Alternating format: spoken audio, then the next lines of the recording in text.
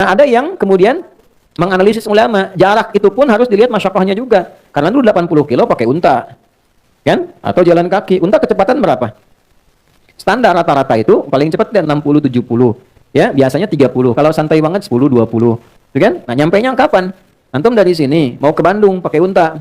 Itu kan? Nyampainya kapan? Ya kan? Tapi kalau Anda gunakan kendaraan kan bisa lebih cepat. Kadang-kadang tiba lebih cepat dari sebelum waktunya. Maka ada ulama yang melihat tetap masyaqqah itu didahulukan daripada masafah. Jadi kalaupun jaraknya ada, tapi masyaqqahnya tidak mendukung, ya tetap yang didahulukan adalah kadar kesulitannya. Tapi ada ulama yang tekstual, yang penting jarak. Kalau sudah terpenuhi ya sudah, hadiah dari Allah. Gitu. Nah, ini tinggal silahkan aja dalilnya ada, mana pilih yang paling gampang. Ya. Ada lagi kondisi yang tidak ada masafah, masyaqqah juga ringan, tapi kondisi cuaca. Misal Anda biasa ke masjid nih, ya. Jamaah, maghrib sudah ke masjid, tiba-tiba mau isya, hujan besar begitu, geledeknya di mana-mana, ya kan? Nah, itu boleh dijamak seketika juga. Jamak sama dengan isya, lalu pulang, isya nggak ke masjid lagi.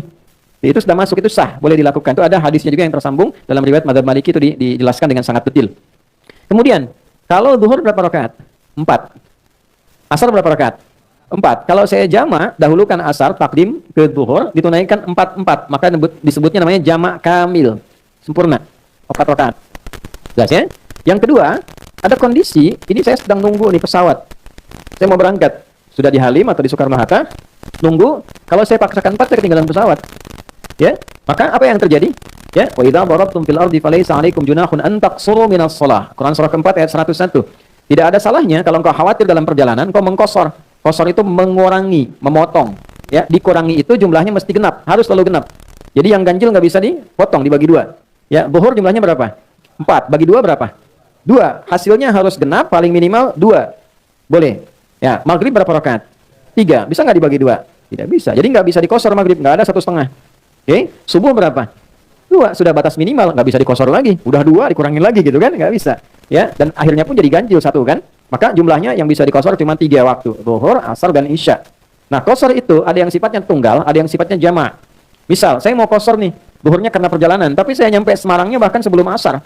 Maka saya nggak jamak, kosor aja zuhur. Nyampe di Semarang, saya sholat asar. Kalau saya mau tinggal mukim. Jelas? Nah, tapi kalau saya kondisinya memang di sana juga kegiatan, aktivitas, maka saya kerjakan, sudah berangkat ke bandara, saya kosor. Saya jamak dan kosor. Gabungkan asar ke zuhur, masing-masing tunaikan 2 rakaat.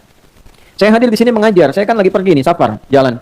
Di sini saya ikut dengan Anda mukim, tinggal di sini. Maka zuhur saya jadi imam misalnya. Saya tunaikan zuhur 4 rakaat, saya kosor asarnya 2. Itu namanya jamak, kamil, dan kosor. Ya, kamilnya untuk yang zuhur, kosornya untuk yang asar. Paham sampai sini? Paham ya? Nah, apalagi misalnya nanti, karena permintaannya sedikit. Ustaz, tolong sedikit jelaskan. Nah, itu yang sedikit sudah saya sampaikan. Wallahu a'lam bishawab.